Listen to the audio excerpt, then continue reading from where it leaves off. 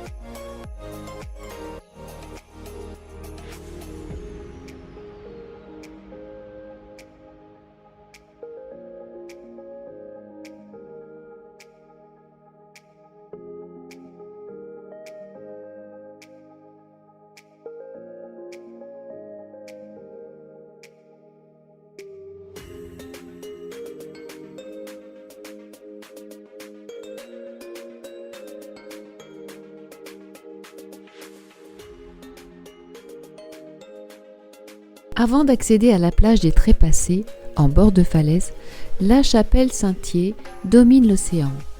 Il s'agit d'une petite bâtisse dont le toit est si bas qu'il semble posé à même la falaise.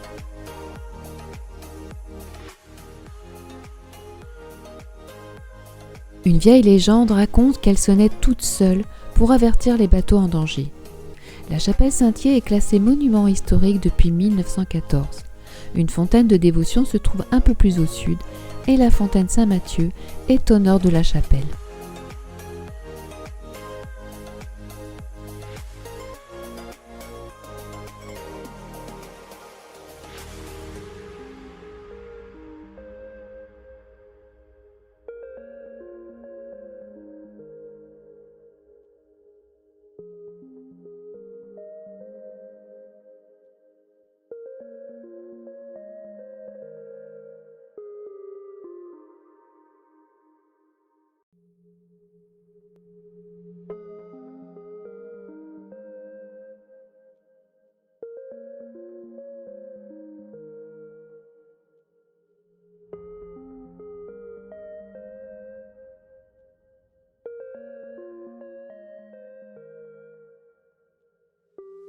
Entre la Pointe du Vent et la Pointe du Raz, s'étend une des plus belles baies de Bretagne, la baie des Trépassés.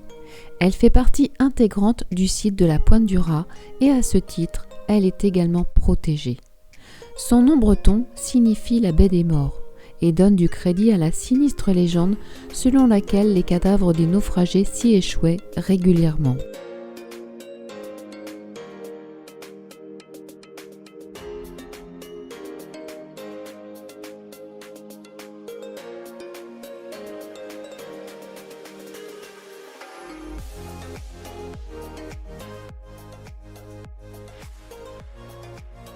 Balayée par les vents et les vagues, la Pointe du Raz est couverte de landes sauvages.